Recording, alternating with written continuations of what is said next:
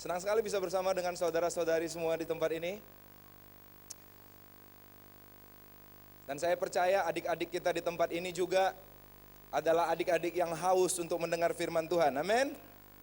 Dan kita bangga sekali karena adik-adik ini dididik oleh orang tua yang luar biasa. Sehingga mereka dari tadi menyembah Tuhan dengan cara yang sangat sopan, sangat baik. Tepuk tangan buat orang tua yang telah mendidik anak-anak kita dengan sangat luar biasa.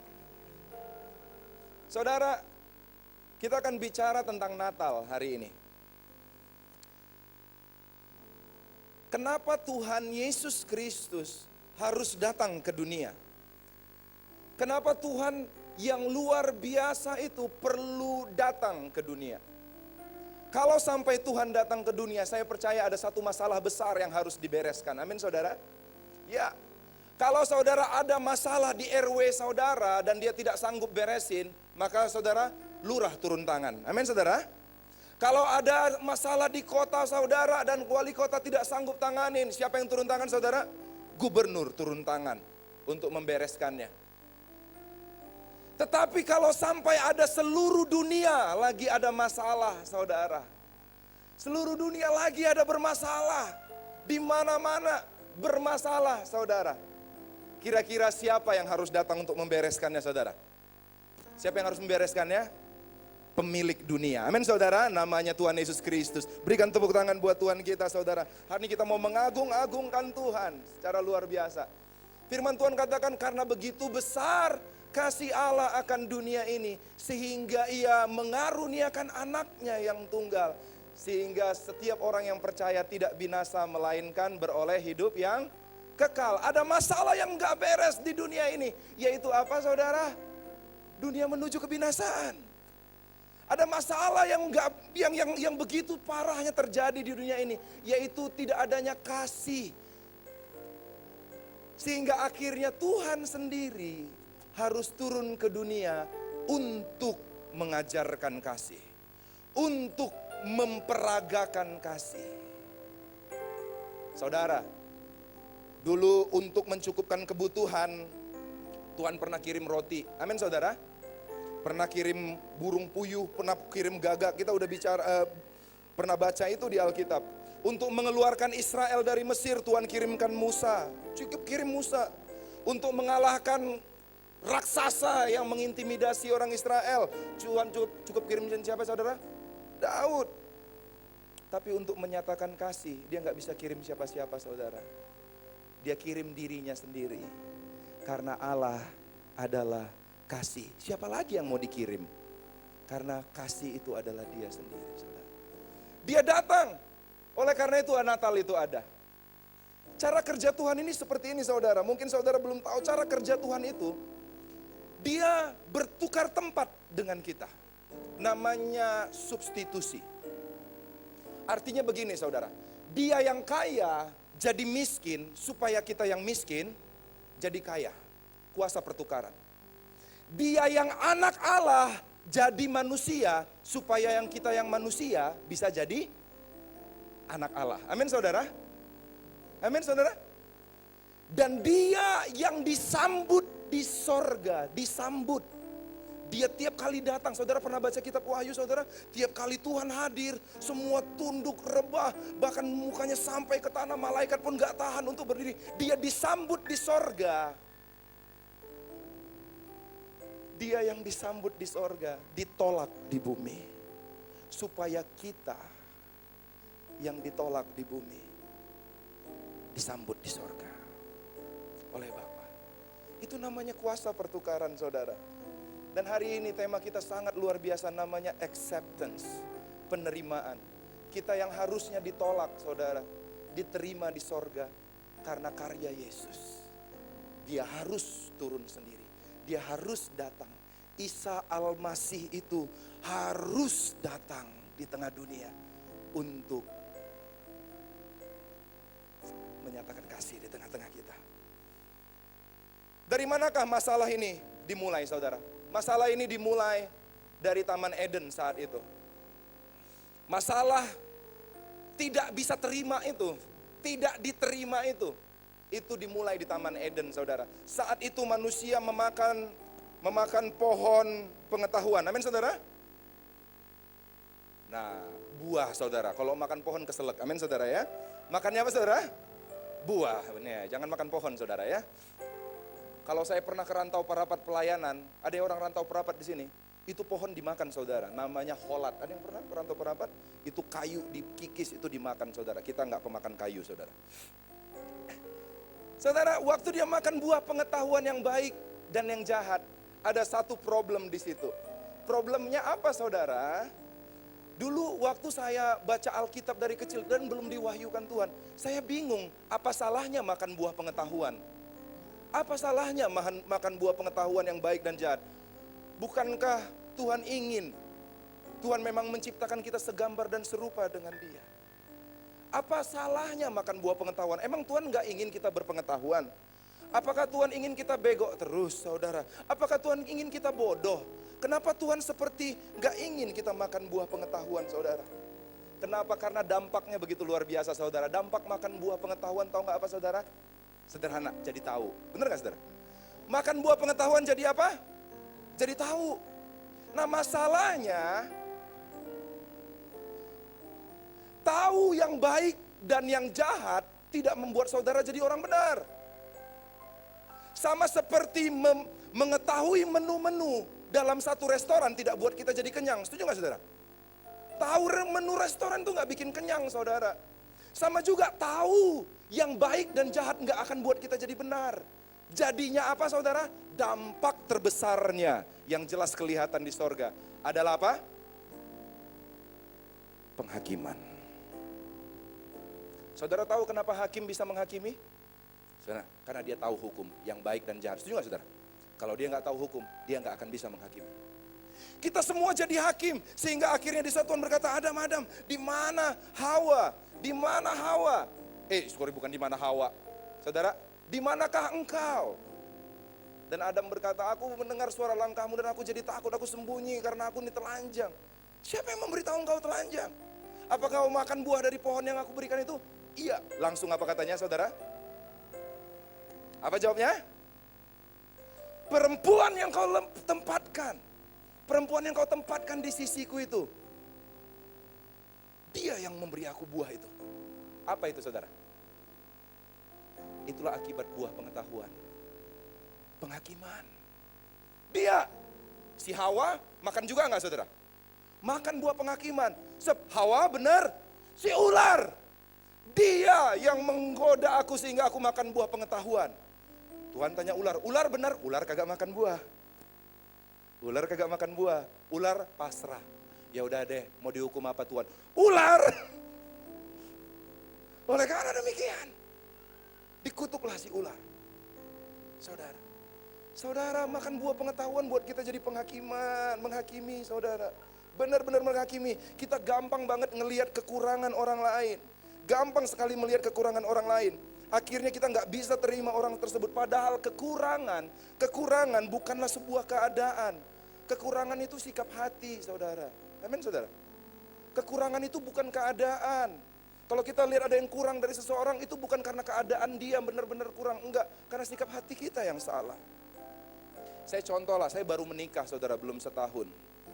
Jadi saya masih ingat banget gambaran masa-masa pacaran. Benar saudara ya? Jadi saya cerita sedikit sama saudara yang sudah lupa masa pacaran. Waktu kita pacaran saudara, waktu perempuan dan laki-laki pacaran. Saudara semua begitu indah, sikap hatinya. Benar saudara ya? Oh hatinya dipenuhi cinta. Begitu perempuannya bawel, cerewet, ngomong terus. Sang laki-laki seharusnya menganggap itu kekurangan. Tetapi waktu jatuh cinta dianggap itu kelebihan. Wow. Pasti kalau aku nikah sama dia seru banget. Akan selalu ada topik-topik yang dibicarakan. Wah kami akan begitu bergairah, pernikahan kami akan begitu happy. Dia banyak ngomongnya. Nggak kayak aku yang pendiam saudara. Ya lihat. Kekurangannya kita anggap apa saudara? Kelebihan. Habis merit. Ceweknya nggak berubah. Tetap aja. Tetapi sikap hatinya udah berubah. Udah nggak sehot yang dulu lagi. Apa yang dilakukannya? Bisa diem nggak sih lo? Bener nggak? Bapak-bapak yang menganggap ini benar, anggukkan dikit aja. Dikit aja, dikit aja, dikit aja. Untuk kasih konfirmasi buat saya, saudara. Ada yang dikit bener, saudara. Takut kalau banyak-banyak bahaya, saudara ya. Abis Natal nggak beres, saudara. Laki-laki sama perempuan, akhirnya perempuannya pacaran. Perempuan lihat laki-laki, waduh, dibonceng naik motor. Disalip becak. Begitu disalip becak, apa yang terjadi, saudara? Langsung buka helm laki-lakinya. Woi, kamu yang gak ada mata. Yang bener dong kalau nyetir. Bisa luka saya, bisa jatuh nih motor, bisa jatuh pacar saya. Ya elah, langsung harusnya kan itu kekurangan, tukang marah-marah. Bener gak, saudara? Sang pacarnya bilang apa? Wow, love-nya keluar. Ini pria yang bisa menjaga saya. Ini pria yang aku idam-idamkan. Kekurangannya jadi kelebihan di saat ada cinta di sini. Benar nggak, saudara? Jadi kelebihan. Akhirnya menikahlah mereka. Setelah menikah suaminya nggak berubah, tetap sama-sama, marah-marahnya sama kayak dulu. Wah, woi kamu tutup pintu, keluar. Tapi sang ceweknya udah cintanya udah agak memudar. Akan bilang apa, saudara? Kamu kasar. Bagi ibu-ibu yang mengalaminya, anggukkan kepala sedikit aja sebagai konfirmasi. Jangan banyak-banyak, Bu. Saya ingin Pak Tommy tahu bahwa ini adalah sesuatu yang benar. Gini, saudara. Saudara, kenapa? Masalahnya kekurangan itu bukanlah sebuah keadaan. Kekurangan itu adalah sikap hati. Kita nganggap ada aja yang kurang dalam hidupnya seseorang. Kita nganggap pendeta kita ada aja kurangnya. Benar gak, saudara? Kita anggap tukang parkir, lambaian tangannya kurang kuat waktu parkirin kita. Ada aja kurangnya. Kita anggap sahabat-sahabat kita yang muda itu kurang ada aja kurangnya. Kurang ngasih tempat di lift waktu berdesak-desakan. Semua ada kurangnya, saudara. Padahal kita tahu, kenapa itu kita nganggap kekurangan, gak bisa terima kekurangan orang lain. Sederhana. Itu akibat dari zaman dulu, si Adam dan Hawa nurun. Kita telah makan buah pengetahuan itu.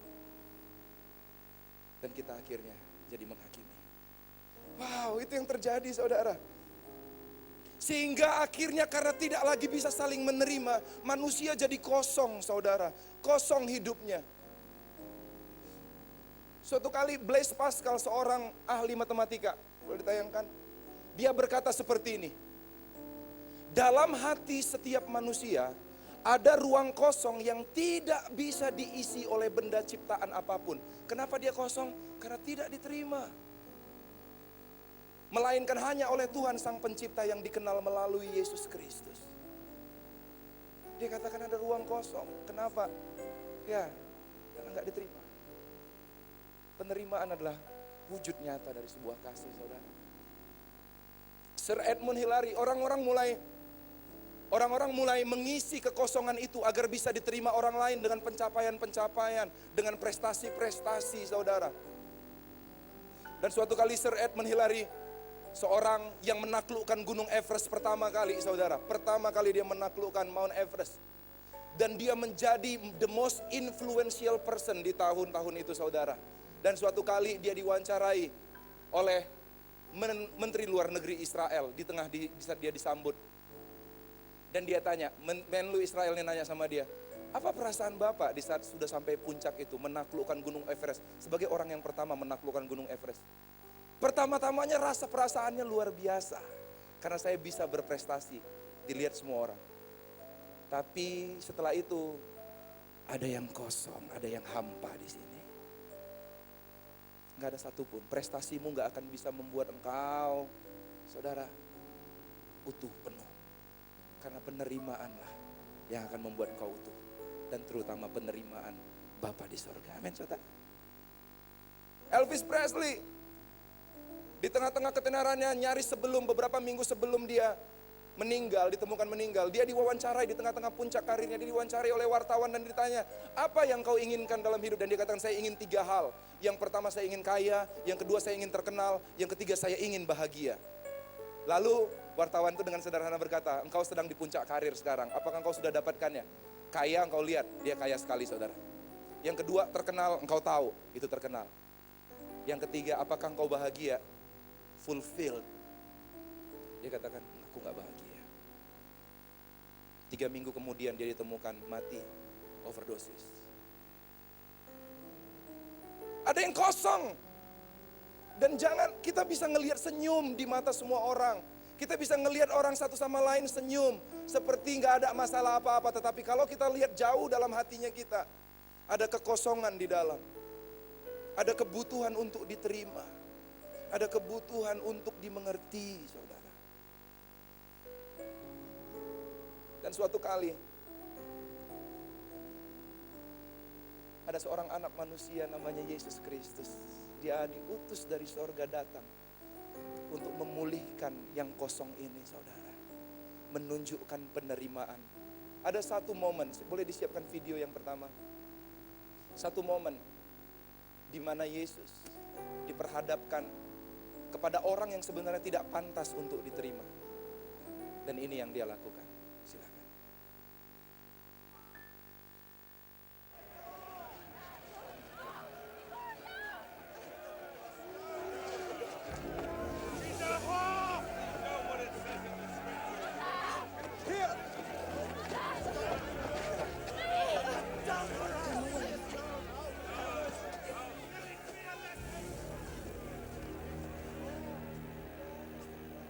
Law commands us to stone such a woman. What do you say? Saat itu ahli-ahli Taurat memperhadapkan kepada Yesus wanita yang kedapatan berbuat zina. Lalu mereka berkata kepada Yesus, hukum Musa berkata bahwa kami harus melempar batu setiap orang yang kedapatan berbuat zina. Apa menurut pendapatmu? Dan Yesus meresponnya seperti ini.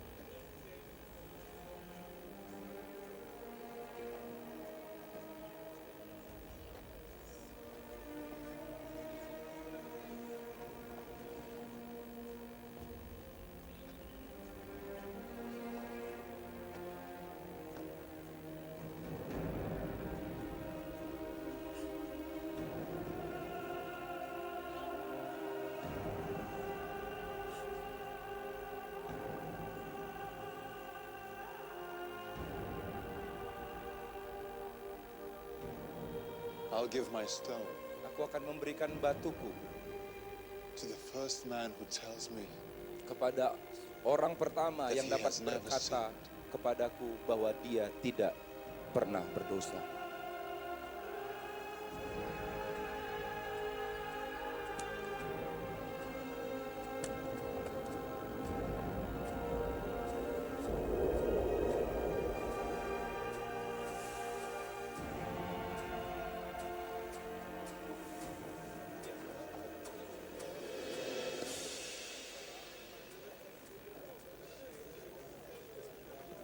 My dear.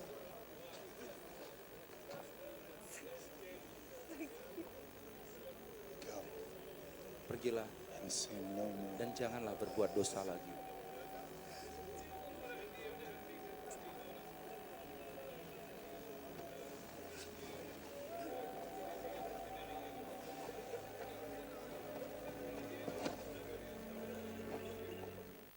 Saudara, itulah Yesus. Berikan tepuk tangan buat Yesus kita, saudara. Buka sama-sama Alkitab kita dalam Yohanes pasal yang ke-8 ayat yang ke-1 sampai 11. Saudara, kalau enggak bawa kitab suci bisa baca layar suci di depan. Saya bacakan. Tetapi Yesus pergi ke Bukit Zaitun. Pagi-pagi benar ia berada lagi di bait Allah dan seluruh rakyat datang kepadanya. Ia duduk dan mengajar mereka. Maka ahli-ahli Taurat dan orang-orang Farisi membawa kepadanya seorang perempuan yang kedapatan berbuat zina. Mereka menempatkan perempuan itu di tengah-tengah lalu berkata kepada Yesus, Rabi, perempuan ini tertangkap basah ketika ia sedang berbuat zina. Musa dalam hukum Taurat memerintahkan kita untuk melempari perempuan-perempuan yang demikian. Apakah pendapatmu tentang hal ini? Perhatikan saudara, mereka sedang memergoki orang yang kedapatan berbuat zina. Pertanyaan saya, kalau ada orang yang kedapatan berbuat zina, bisakah seorang berbuat zina seorang diri? Kayaknya nggak mungkin, benar nggak saudara? Dia pasti punya pasangan. Tapi kenapa hanya perempuannya aja yang dibawa, laki-lakinya kagak saudara? Kenapa? Karena kita menghakimi orang berdasarkan status. Statusnya orang itu adalah pelacur. Yang lain yang sedang memakai dia, kemungkinan pejabat. Kita memandang orang berdasarkan status. Musa dalam hukum Taurat memerintahkan kita untuk melempar perempuan-perempuan yang demikian. Apakah pendapatmu tentang hal itu? Mereka mengatakan hal itu untuk mencobai dia supaya mereka memperoleh sesuatu untuk menyalakannya. Tetapi Yesus membungkuk lalu menulis dengan jarinya di tanah.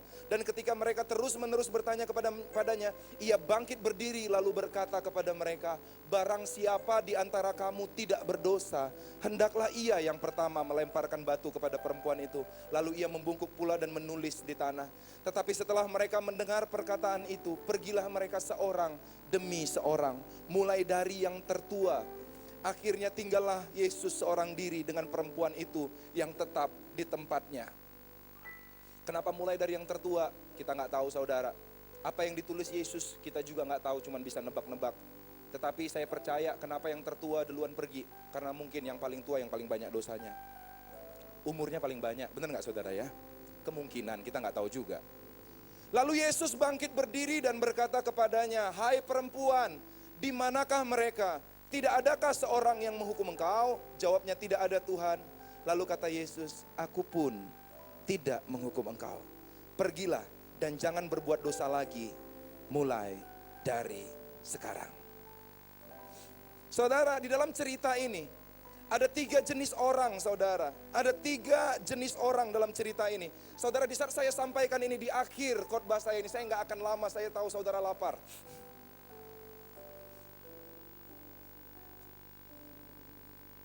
Coba identifikasikan diri saudara dengan salah satu dari 3 orang ini. Tipe orang pertama yang ada dalam cerita itu adalah ahli Taurat dan orang Farisi. Amin saudara. Jenis orang pertama adalah orang-orang ahli Taurat dan orang Farisi, saudara. Mereka sebenarnya nggak punya hak untuk menghakimi karena saat itu Israel berada di bawah pemerintahan Romawi. Walaupun mereka punya hukum agama, mereka tidak bisa menjalankannya. Kenapa? Karena mereka under the law of Romans. Oleh sebab itu, walaupun mereka tahu Yesus salah, mereka tidak bisa menyalibkan Yesus. Mereka harus pakai tangannya Romawi lebih dulu. Saudara mengerti maksud saya? Mereka nggak bisa lempari. Tetapi mereka, kenapa mereka menghakimi? Sederhana, merasa lebih benar daripada orang itu. Mereka merasa punya hak untuk menghakimi. Seringkali kita tahu banyak firman, kita makan buah pengetahuan, sikap agamawi kita membuat kita merasa jadi polisi bagi orang lain. Benar nggak saudara? Jadi polisi, kita berhak ngejudge orang. Kita berhak mengatakan siapa yang lebih benar. Dia lebih benar dari kamu. Kenapa? Karena kamu korupsinya 5 miliar, dia korupsinya cuma 5 juta. Hah? Kita menghakimi berdasarkan standarnya kita.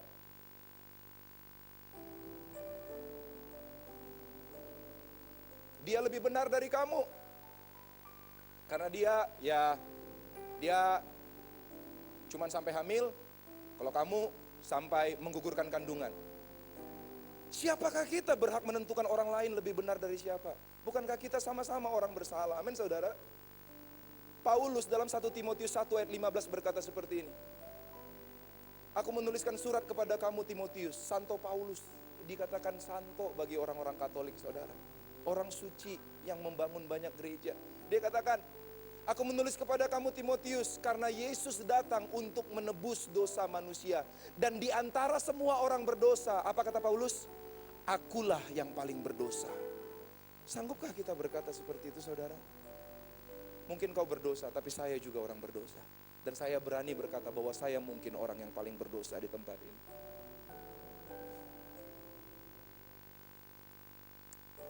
Apa?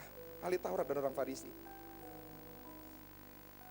Ahli Taurat dan orang Farisi. Dan begitu Yesus katakan siapa yang tidak berdosa, dia boleh lempar pertama kali. Apa yang dilakukan orang Farisi?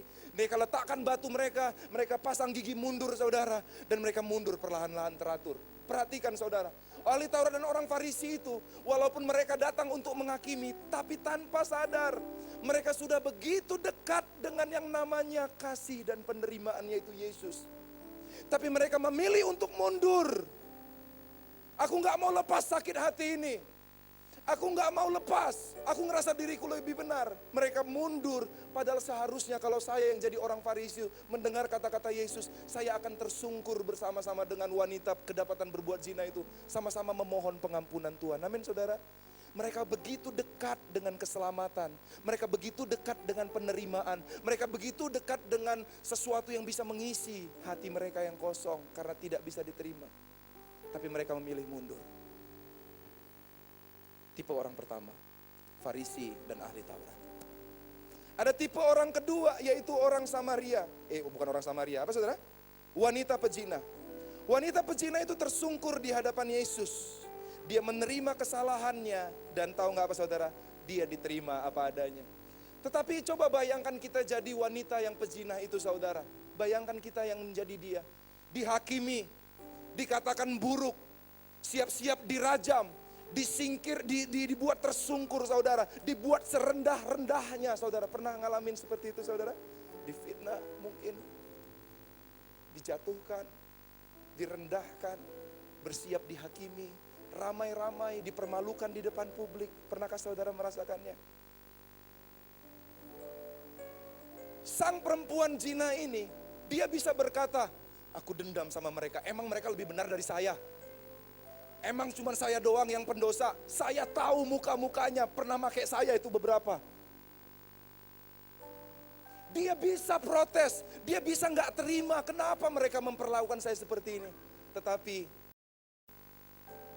kalau saudara dalam posisi perempuan yang kedapatan berbuat zina itu, saudara direndahkan, saudara tahu saudara salah, saudara tahu saudara berdosa. Tetapi jangan digini-giniin amat dong. Tapi jangan direndah-rendahkan banget dong. Saya tahu saya salah. Kalau saudara jadi perempuan yang kedapatan berbuat zina itu. Walaupun orang sedang merendahkan engkau. Tapi tahukah, bisakah kita berpikir positif?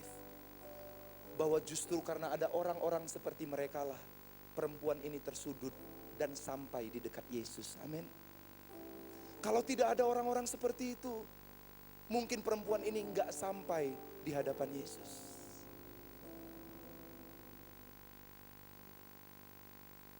Karena orang-orang seperti itulah kita cari Tuhan. Amin saudara. Karena orang-orang yang menghakimi itulah kita seringkali datang. Kita gak sanggup terima penghakiman dan kita datang pada Tuhan. Itu orang kedua. Wanita yang kedapatan berbuat zina. Aku memang salah, tapi jangan disalahin terus dong. Kalau saudara merasa seperti itu, saya mau katakan, bersyukurlah. Bersyukurlah. Mungkin itu adalah jalan supaya saudara bisa berada tepat di depan Yesus Juru Selamat.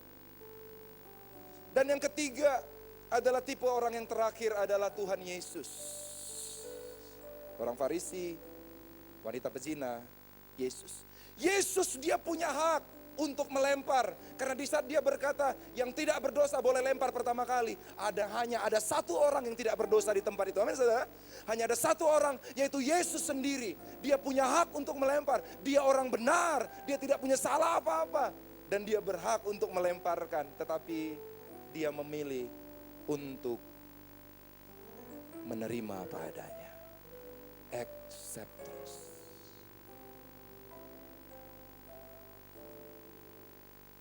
Dia tidak mentolerir dosa saudara. Dia benci dosa.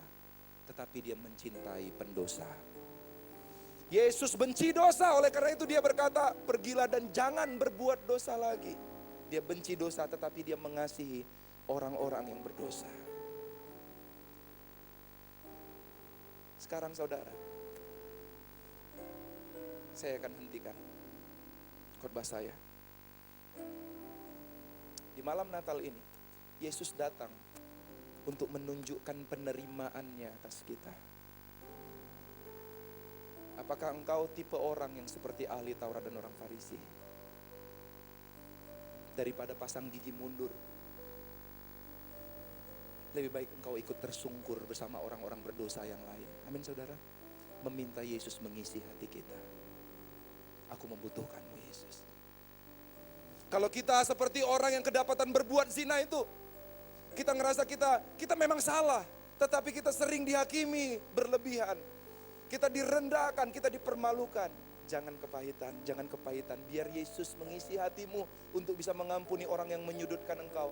Karena justru mereka yang menyudutkan ternyata adalah suatu jalan untuk engkau bisa berada di hadapan pribadi yang menerima engkau apa adanya. Atau engkau di dalam posisi Yesus sekarang. Engkau merasa benar. Tuhan ingin engkau tetap memilih untuk menerima apa adanya. Mari kita sama-sama bangkit berdiri.